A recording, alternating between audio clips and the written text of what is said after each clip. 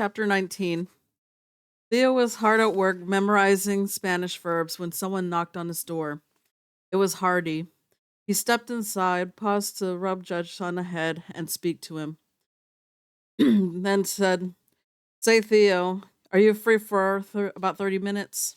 On a typical afternoon, after Theo checked in at the office, he was free to come and go, as long as his homework was finished. "Sure, what's up?" "Let's hop on our bikes, take a 10-minute ride. I want to show you something." "What?" "It's a surprise." 8 minutes later, they wheeled to a stop in front of an old red brick warehouse in the Delmont district of town, near Stratton College. Most of the warehouses appeared to be abandoned, but on the street front where there were a few offices, above one a sign read Stratton Environmental Council. "In here," Hardy said, and they walked through the front door. The SEC office was one long wide room with high rafters, bare brick walls, and a concrete floor in serious need of sweeping. There were some desks and tables, lots of computers, aerial phone photos, and maps tacked to the walls, and at least half a dozen dogs. Evidently, you if you work at SEC, you could bring your dog to work. The place hummed with energy, and for the most part, the crowd was young. Lots of beards and flannel shirts with faded jeans. The Reverend Charles Quinn, Hardy's father, was in the midst of a serious conversation when he looked over and saw Theo. Loudly, he said, "Theo Boone, the man." Others, others heard this, and before Theo knew what was happening, he was led sort of shoved to a large wall. Tacked to it was a photo of the morning paper, except it had been enlarged many times over. It was gigantic, larger than life size, and Theo was stunned to see himself and his dog blown up to the point that they could cover the entire wall. His partial statement, "Fight for the bypass and all the thugs who work for it," was highlighted in the bold letters and stretched across the top of the photo. While Theo was gawking at the wall, the room became quiet and the crowd gathered around him. Reverend Quinn said to the others, "I'd like to introduce to everyone Mr. Theodore Boone, the hero of the moment, the owner of the most famous dog in town, and a great friend of my son Hardy." Theo nodded awkwardly at the others. He would soon learn that only a handful of these people actually worked at the SEC. Most were volunteers, with the majority being students from Stratton College. A man named Sebastian Ryan stepped forward and shook Theo's hand. He said, "I'm the director of SEC, and we're delighted to have you join us here." Theo was not aware that he would join anything. He is suddenly very uncomfortable being the center of attention in a place he'd never been before. He said something like, "Yeah, sure, nice to meet you." "How's the dog?" someone asked from the crowd. "Doing great," Theo said. "We'd like to meet him," someone else said. "He's not traveling much these days," Theo said, and several thought it was funny. Others began drifting away. Get back to work," Sebastian said, and the crowd broke up. Theo and Hardy's followed Sebastian to the rear of the long room, where he had an open office tucked into a small wing. His desk had once been a wooden door, but was now mounted on two spool pedestals, and, in Theo's opinion, was perhaps the coolest desk he'd ever seen. There were no chairs around it, and Theo had already noticed that everyone at SEC worked standing up, no sitting. He made a mental note to ask his mother about this, probably some new fad. Theo and Hardy stood and looked at the brick walls, all of which were covered with photos, diplomas, and maps. The first thing Theo saw was a diploma from the School of Law. Sebastian Ryan was young, perhaps not yet 40, and with his jeans, boots, and beard, looked more like a hunting guide than an environmental lawyer. He said, I hear both of your parents are lawyers, Theo." Theo nodded. "And I hear you're a pretty good lawyer yourself." "Not yet," Theo said. "He knows a lot about law," Hardy added. Sebastian was nervous and intense and not much for small talk. "We are attacking this bypass on many fronts. abuse of eminent domain, destruction of natural resources, noise, pollution, an idiotic traffic plan, and so on. I have a wild idea that I'd like to share with you guys. Theo and Hardy nodded because they really had no choice.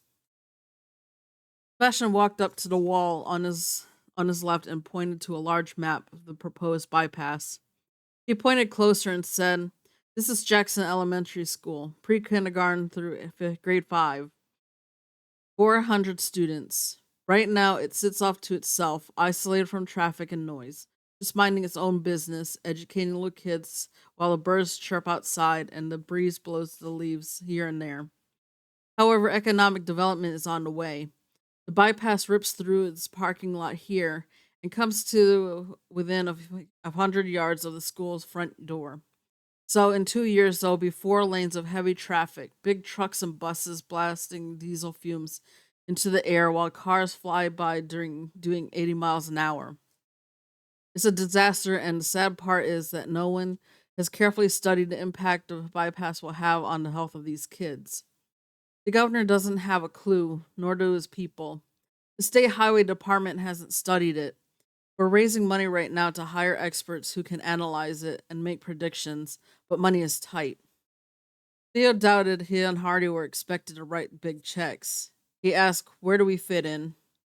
"Organize the kids. They're too young for Facebook, but they have older brothers and sisters. 400 students equals about 300 families. Some have more than one at school. So organize the kids, the parents, the teachers. I like the idea of kids. You too, getting other kids involved and angry. If the kids get mad, then the parents get mad. And of course, the parents are the voters. It's all coming down to politics. What do you think?" Theo and Hardy were frowning at the map, not sure what to say. Sebastian never waited long for an answer.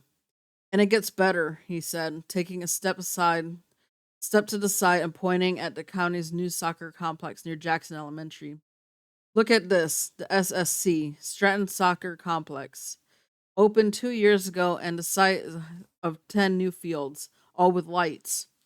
"I play there," Hardy said. "Do you know how many kids play soccer in this area?" "About 1 million," Theo said. "A lot. Now the bypass shaves off only 3 of the fields here on the eastern side, and of course the promise is that these fields will simply be relocated over on the western side. 2 problems with that. First, you can't believe any of the promises being made. Second, the state does not yet own the property where it's promising to put these 3 fields. But let's say the state keeps its word and relocates the 3 fields. That means on the afternoon from March through October, there'll be several hundred kids, parents, coaches, and other spectators at the complex trying to enjoy the games with 4 lanes of traffic roaring by." "So we organize the soccer kids too," Theo said. "Exactly, thousands of them. Get the soccer crowd upset, and our 5 county commissioners will run for cover." "It's that easy?" Theo asked. "No, it's not. Keep in mind, Theo, that a lot of folks who live here are in favor of the bypass. They're tired of the traffic on Battle Street, and they think this is the solution. Any bypass is a good bypass. Heard that?" "Yes, I read it in the newspaper. It's not uncommon." Sebastian stepped away from the map and rested his rear end on his desk. He said, "The idea here, guys, is for the kids in this community to get mad, involved, and vocal. On one hand, you have the big guys, the politicians, the trucking companies, the contractors, the businessmen who write big checks to the politicians. And on the other hand, you have a bunch of kids who are about to get run over. It could be a great story, and frankly, we need all the help we can get.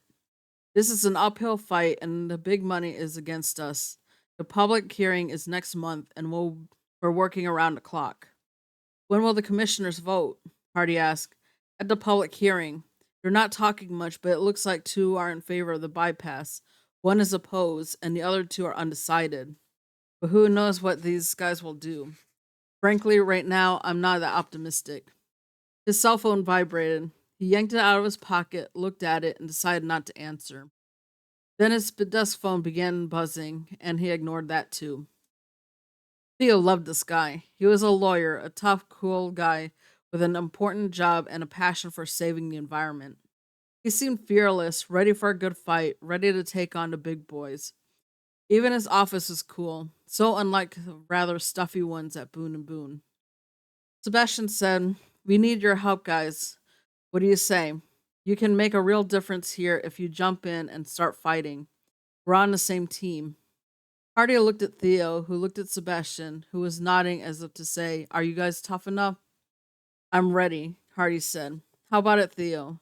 Sebastian said, they've already tried to kill your dog." Theo flashed back to the nightmare of Judge being pounded with a stick and bleeding and looking up at Theo with those painful, frightened eyes. Theo thought about his dog, and he thought about the Quinn family and their beloved farm. And the more he thought, the more determined he became. He looked at Hardy, then he glared at Sebastian, gritted his teeth, and said, "I'm in." "All right," Sebastian said as he slapped him on the shoulder. At precisely 7 p.m. on Thursday evening, the three Boones plus Judge sat down for dinner. As always, on Thursdays, it was roasted chicken from a Turkish deli, served with hummus, pita bread, and tonight, couscous. It was not Theo's favorite meal of the week. Judge, however, loved the chicken. He seemed to be improving by the hour, moving around more and sleeping less. Miss Boone asked, "Theo, where did you get off to this afternoon?" Theo anticipated this. Someone in the law firm usually noticed if he came and went, and that was usually Elsa. She could be on the phone with two lines holding and chatting with a client at the front door and reading emails on her screen, all at the same time, and still know precisely when Theo sneaked out the back door.